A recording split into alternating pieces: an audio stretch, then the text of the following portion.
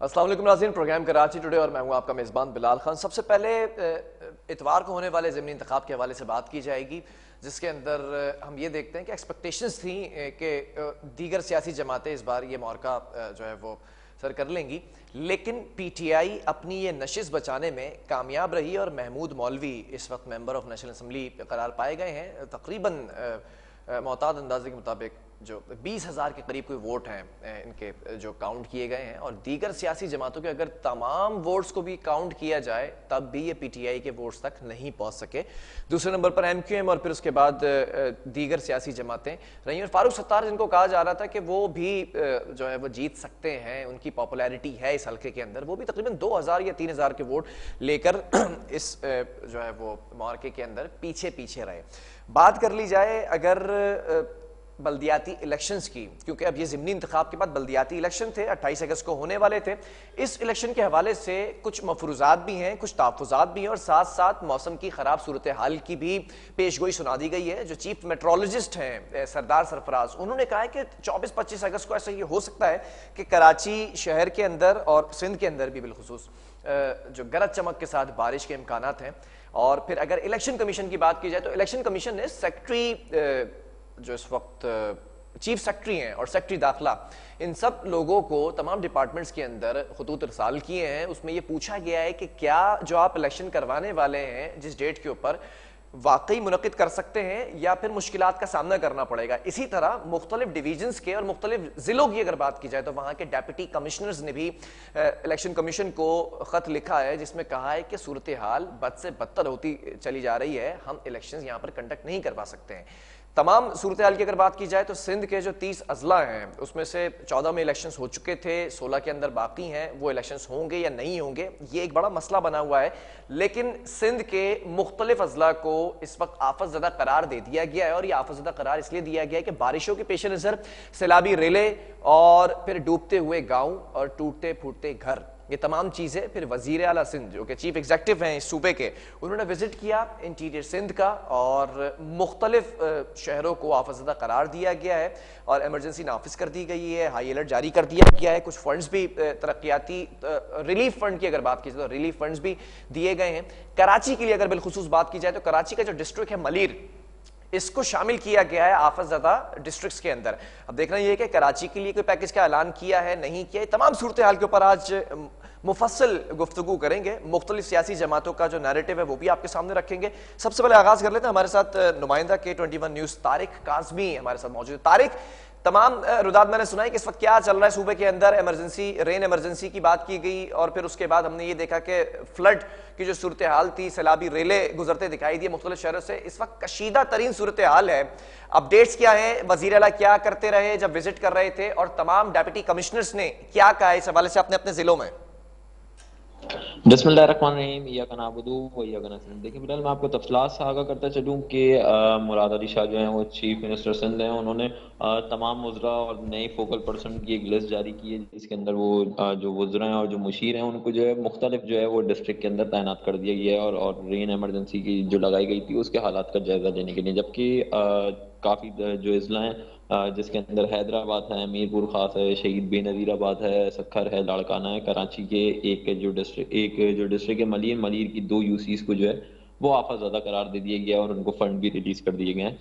तमाम deputy commissioners को जो है वो ऑन बोर्ड रहने की हिदायत की गई है। एडमिनिस्ट्रेशन के हमरा जितने भी डिप्टी कमिश्नर्स हैं वो जिस टाइम पे वो दौरे कर रहे थे उस टाइम पे वो तमाम डिप्टी कमिश्नर्स ने तमाम आगाही फराम की कि इस जगह पे ये सूरत हाल है, इतना नुकसान हुआ है, इतने घर बह चुके हैं, इतने मवेशियों का जो है वो हलाक हुए हैं, और इतना जो है वो नुकसान का अदाला, जिसके ऊपर वज़ीर आला सिंध ने कहा कि जितना भी अदाला है वो तमाम जो है उसकी रिपोर्ट मुरतब करके पेश की जाए ताकि उन अदाले को मुमकिन बनाया जा सके, मुआवजा दिया जा सके जो मुतासरीन है। बारिशों का क्योंकि एक्सपेक्टेड थी बारिश है, क्योंकि बारिश बहुत कम एक्सपेक्ट की गई थी कि 200 से 400 मिलीमीटर बारिश जो कि होगी, लेकिन मानसून के जो स्पेल नए पे नए स्पेल आए जा रहे हैं। कल से भी जो है वो बारिशें नए जो स्पेल है वो कराची में मुतवक्के है, जिसके बाद जो है वो तमाम इमदादी कार्रवाइयाँ जिसके अंदर NDMA PDMA और पाक फौज भी शामिल है वो तमाम जो है मसरूफ़ अमल हैं लोगों को रिलीफ फराहम करने के लिए। जिसके बाद जो इलेक्शन होने थे, क्योंकि कल जो इलेक्शन था ज़िमनी इंतखाबात वो तो अपने मुकम्मल हो चुका है, जिसके अंदर महमूद मौलवी ने 29,000 से ज़ायद वोट लिए और कामयाबी हासिल की। फिर उसके बाद जो है वो अब लोकल बॉडीज की इलेक्शन की बारी है, जो 28 अगस्त को होने थे, जो मतलब अगले इतवार को होने थे। उसका कुछ बारिशों की वजह से, क्योंकि जो पोलिंग स्टेशंस बनाए गए हैं वो काफी चले जो है जरा वो जरा सरकारी। इस जिमनी इंतखाब की बात कर लेते हैं, यानी 245 की। कोई नाखुशगवार वाकया तो पेश नहीं आया? देखिए फिलहाल कल जो है वो किसी एक जगह पे वो नाखुशगवार वाकया पेश आया था, जो सोल्जर बाजार का इलाका है, वहाँ पे वो रिटर्निंग ऑफिसर है, वो फॉर्म 45 का इशू था, जिसकी वजह से जो वहाँ पे इलेक्शन का अमल जो है मुअत्तल रहा। फिर उसके बाद जो है वो नोटिस लेके इलेक्शन जो रिटर्निंग ऑफिसर है उसको चेंज करके इलेक्शन का अमल जो है दोबारा बढ़ाया गया, और उस जो पोलिंग स्टेशन था उसको आधे घंटे की जो है रिलीफ फराम की गई, आधे घंटे तक जो है। और ये काम इलेक्शन इलेक्शन और वोटिंग का अमल जारी रहा। वोटिंग का टर्नआउट की अगर बात की जाए तो 10.29 जो है वो वोटिंग का टर्नआउट रहा, जो लोग वजह निकले वजह उन्होंने क्या वोट थी? डाला। इतने अ, कम वोट क्यों कास्ट किए गए? देखिए फिलहाल मुख्तलिफ सियासी जमातों की जाने से, क्योंकि पीपल्स पार्टी का वोट है जो है वो पीपल्स पार्टी ने जो है वो एमकेएम की हिमायत कर दी थी, मुस्लिम लीग नून ने भी एमकेएम की हिमायत की थी, जबकि जेयूआई जो मौलाना फजलुर रहमान की पार्टी है और एएनपी है, उन्होंने सबने जो है वो जेयूआई एमकेएम पाकिस्तान की हिमायत कर दी, जिसके मोहित अनवर जो खड़े हुए थे। जी। लेकिन बयानिया वही था कि तमाम, क्योंकि आमिर लियाकत के इंतकाल के बाद ये सीट खाली हुई थी, तो वो कहा यही जा रहा था कि ये पीटीआई की सीट है और दोबारा पीटीआई जीतेगी। फारूक सत्तार जो एक इस हलके में काफी अहमियत के हामिल हैं, मुत्तहदा के एक टाइम पे रुकन भी रहे हैं, तो उसके बाद भी उनको सिर्फ जो है वो 1000 समथिंग को कुछ वोट पड़े, जो वो 5वें नंबर की पोजीशन उन्होंने हासिल की है। ठीक है। तहरीक लब्बैक ने 4थे नंबर की पोजीशन हासिल की है। फिर उसके बाद जो है वो एमकेएम थी, एमकेएम से पहले जो है वो महमूद मौलवी जो पीटीआई के तहरीक इंसाफ के जो एमएनए जो कैंडिडेट थे वो जीत उनकी हासिल। अब जो है वो असल मार्का है 28 अगस्त का। 28 अगस्त को, क्योंकि जो वो एक साल से ये पेंडिंग का शिकार थे, पहले एक समरी गई थी, हल्का बंदियों पे एतराजात उठाए गए कि हल्का बंदियां जो है वो सही नहीं की गई, जिसके बाद जो है वो मौखर किए गए, जो वो दरखास्त जो है क्या क्या मौखर कर दी लगता गई। है इस वक्त? फिर उसके इलेक्शन बाद कमीशन ने भी पूछा है चीफ सेक्रेटरी से और सेक्रेटरी दाखिला से भी कि वाकई क्या इलेक्शन मुनक्किद कराए जा सकते हैं इस सूरत हाल के अंदर? जवाब क्या आया है उनकी जानिब से? देखिए बिलाल, दो अजला के जो डिप्टी कमिश्नर हैं, एक डिप्टी कमिश्नर मलिर हैं इरफान सलाम मेहरबानी, और दूसरे हैं डिप्टी कमिश्नर बेनजीराबाद नौशेर फिरोज की। उन्होंने इलेक्शन कमीशन को जो है वो एक खत लिख दिया है कि जो है वो 45 से 60 दिन के जो है वो मौखर किए जाएं, क्योंकि आफतजदा करार दिए गए हैं इलाके। यहाँ पे जो है वो सिचुएशन बहुत खराब है। जिन जिन हलकों में वो इलेक्शन होने थे, जिन यूसीज के और जो पोलिंग स्टेशन बनाए गए थे, क्योंकि वो सरकारी स्कूलों में बनाए जाते हैं, और सरकारी स्कूलों की हालत हजार है, वहां पे पानी जमा होने के बायस जो है वो इलेक्शन का भी कहा गया है। लेकिन अभी तक कोई फाइनल डिसीजन नहीं आया है। चीफ सेक्रेटरी से पूछा गया है, जब चीफ सेक्रेटरी खत लिखेंगे फिर उसके बाद पता चलेगा कि इलेक्शन को कब तक मौखर किया गया है। लेकिन अगर बात की जाए जो इलेक्शन है लोकल बॉडीज की, क्योंकि वो एक साल से जो है वो अभी तक हुए नहीं है। डिस्ट्रिक्ट मलिर के मुख्तलिफ 14 अजला में इलेक्शन होने हैं। 14 अजला में से जो 7 डिस्ट्रिक्ट हैं वो कराची की डिस्ट्रिक्ट हैं, जिसमें district Keamari, south, east, west, central, Malir, Korangi है। इसके अंदर 25 टाउन्स बनाए गए हैं और 246 यूनियन कमेटीज बनाई गई हैं, जिसके अंदर से 7 जो हैं वो बिला मुकाबला जो है मुंतखब हो गए हैं। जो उम्मीदवाराना जो चेयरमैन है वहाँ के, वो 7 मुंतखब हो गए हैं। अब जो इलेक्शन होने हैं वो 239 के ऊपर 239 जो यूसीज हैं जो उसके ऊपर इलेक्शन होने हैं। अच्छा, मैं आपको डिटेल प्रोवाइड करता चलूं कि टोटल जो बात की जाए कि 1 करोड़ 60 लाख की आबादी के लिहाज से जो है वो लिस्ट बनाई गई है, 1 करोड़ 60 लाख की, जिसके अंदर से जो है वो सबसे बड़ा जिला जो है वो डिस्ट्रिक्ट सेंट्रल को करार दिया गया ठीक है। कि डिस्ट्रिक्ट सेंट्रल के अंदर सबसे ज्यादा आबादी है, 20,76,000 के करीब, जिसके अंदर 5 टाउन बनाए गए हैं और 45 यूसीज बनाई गई हैं। डिस्ट्रिक्ट सेंट्रल के जो 5 टाउन है वो गुलबर्ग टाउन है, जिसके अंदर 5 यूसीज हैं। लियाकताबाद टाउन है, 7 यूसीज हैं। नॉर्थ नाजमाबाद टाउन है, उसके अंदर भी 7 यूसीज हैं। न्यू कराची है, उसके अंदर 13 यूसीज है। और नॉर्थ नाजमाबाद है, जिसके अंदर जो है वो 10 यूसीज शामिल की गई हैं। फिर उसके कराची बाद को, जो हल्का आता जिस है जिले को जो आफत डिस्ट्रिक्ट ज़दा आता है वो करार दिया गया है, और कराची की जो सूरत हाल है इस वक्त, हर सड़क की अगर बात की जाए, मुख्तलिफ इलाकों की बात की जाए, ज़ेरियाब आ चुके हैं, किसी रिलीफ पैकेज का ऐलान किया चीफ एग्जीक्यूटिव ने? देखिए बिलाल, मैं आपको बताऊं कि गुज़िश्ता हफ्ते एक चीफ सेक्रेटरी की जानिब से मीटिंग कॉल की गई थी, जिसकी जो लीड जो किया था वो वजीर आला हसन ने किया था। उसके अंदर जो है तमाम डिस्ट्रिक्ट को जो है वो 30-30 लाख रुपए जो है वो फंड प्रोवाइड किया गया है, और जो आफत ज़दा करार दिए गए हैं उसको 20 करोड़ रुपए फंड अलॉट किया गया है, जो डिस्ट्रिक्ट आफत ज़दा है। उसके बाद जो है वहाँ पे दादी सरगर्मियाँ जो शुरू हो चुकी हैं। वफाक से भी मदद तलब की जा रही है कि वफाक की जानिब से भी मदद प्रोवाइड की जा रही है, एनडीएमए के जरिए और पीडीएमए के जरिए। राशन के बैग्स हैं, मच्छरदानियाँ हैं, फ्यूमिगेशन के जो स्प्रेस हैं, वो तमाम चीजें जो हैं वो प्रोवाइड की जा रही हैं। कुछ वफाक की जानिब से प्रोवाइड की जा रही हैं। अच्छा, 30-70 का शेयर रखा है, 70% जो है वो वफाक प्रोवाइड कर रहा है और 30% जो है प्रोविंशियल गवर्नमेंट प्रोवाइड कर रही है। अच्छा, वो सिर्फ सिंध के लिए प्रोवाइड नहीं की जा रही, वो बलूचिस्तान के लिए भी प्रोवाइड की जा रही है, वो खैबर पख्तूनख्वा के लिए भी प्रोवाइड की जा रही है, वो पंजाब के लिए भी प्रोवाइड की जा रही है, जो वफाक की जानिब से की जा रही है।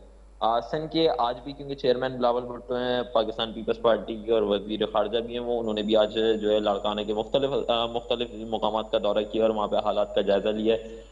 गुज़िश्ता हफ्ते जो है वो चेयरमैन बिलावल भुट्टो ने जो है वो वज़रा की वो एक मीटिंग चेयर की, जिसके अंदर वो कहा ये है कि तमाम अवाम को जो है वो सिंध की जो खास तौर पर अवाम है उसको रिलीफ फराहम किया जाए और जिस जगह जिस चीज़ की ज़रूरत है आगाही फराहम की जाए, ताकि जो है वो उससे जो है वो निपटा जा सके। और वो मुआवजा, उन्होंने इस चीज़ के ऊपर भी जोर दिया कि सिंध की आवाम को जो जो नुकसानात हुए हैं उनका अजाला फौरी तौर पर किया जाए और मुआवजे को जल्द, जो रकम है वो जल्द अज जल्द जो है वो जो मुतासरीन हैं जिस सैलाब ठीक में है। जिनके जो मुतासरीन हैं उन तक जो है मुंतकिल की जाए। चलें। जानवरों को भी नुकसान हुआ है फसलों की, क्योंकि अभी जो है वो गर्मियों के अंदर गंदम की कटाई का सिलसिला जारी होता है और सबसे ज्यादा प्रोड्यूसिंग जो होती है वो डेट्स होती हैं जो सिंध के अंदर है। तो उन अच्छा। फसलों को भी काफी नुकसान पहुंचा है, जो जिसकी वजह से जो है वो अभी डेट्स की जो एक्सपोर्ट है उसके ऊपर जो है वो सिंध की जानिब से पाबंदी लगा दी गई है कि अभी कोई भी चीज जो है एक्सपोर्ट नहीं की जाएगी, जो है वो सिर्फ जो है पाकिस्तान के अंदर भी यूटिलाइज की जाएगी। जी। ठीक है, जिन अजला के अंदर इलेक्शन बल्दियाती इलेक्शन होने जा रहे थे 28 अगस्त को, उन अजला की इस वक्त सूरत हाल क्या है? ख़ासतौर पर अगर कराची को छोड़कर दीगर अजला की बात की जाए, कराची डिवीज़न को अगर स्किप करता हूँ मैं, तो दीगर ज़िलों के अंदर इस वक्त सूरत हाल क्या दिखाई दे रही है? देखें बिलाल, सूरत हाल तो क्योंकि जब 29 के अंदर से आपने 12 जो जिला हैं उसको जो है वो आपसज़दा करार दे दिया, तो इलेक्शन का तो अब सवाल थोड़ा सा जो है क्वेश्चन मार्क उसके ऊपर आता है, क्योंकि इनको मौखर जो जराये का कहना है कि ये इलेक्शन जो है वो सेकंड फेज जो होना था इसका वो मौखर होगा लाजमी। जब तक ये मामला सेट नहीं हो जाते, क्योंकि क्या रोड्स हैं, क्योंकि एक्सपेक्टेशन है? इलेक्शन फिर के कब लिए तक जो है मुलतवी किए जाएंगे इलेक्शंस? बिलाल, कहा जा रहा है कि 45 डेज से 60 डेज तक जो है वो मुलतवी किए जाएंगे इलेक्शन, उसके बाद जो है वो नई नई जो डेट्स हैं वो अनाउंस की जाएंगी। अब ये चीफ सेक्रेटरी के ऊपर जो है वो फैसला तमाम बजट होता है कि वो कब जो है वो नई डेट्स और जो इलेक्शन कमीशन को खत लिखेंगे, तो फिर उसके बाद फैसला किया जाएगा। इलेक्शन कमीशन एक डेट प्रोवाइड करेगा कि उस डेट तक जो है ये इलेक्शन जो है वो लाजमी कराए जाएं। जी। ठीक है, बहुत शुक्रिया इस हवाले से ब्रीफ करने के लिए तारिक आज़मी। नाज़रीन, इस वक्त अगर बात की जाए 16 ज़िले ऐसे हैं जो डिस्ट्रिक्ट जिसके अंदर बल्दियाती इलेक्शन होने हैं, और इलेक्शन कमीशन की अगर बात की जाए तो चीफ इलेक्शन कमीशन ने भी जो ज़िले के इलेक्शन कमिश्नर्स हैं उनको ये तंबीह की है और ये कहा है कि अपने अपने ज़िले की रिपोर्ट हमें अरसाल की जाए और बताया जाए कि कितने पोलिंग स्टेशन ऐसे हैं जो मुतासर हैं। जो पोलिंग स्टेशंस बनाए जाते हैं वहाँ पर कहीं पर पानी भरा हुआ है, कहीं पर जो है वो खस्ता हाली का शिकार हो चुकी हैं बिल्डिंग्स। तो इन तमाम सूरत हाल को देखते हुए अब देखना ये कि इलेक्शंस क्या मुलतवी होंगे, 2 माह की ताख़ीर होगी, उसमें मौखर किए जाएंगे, या फिर 28 अगस्त को इलेक्शन होने जा रहे हैं। वक्फा लेंगे, दीगर सियासी जमातें जो हैं उनका भी नैरेटिव आपके सामने रखेंगे।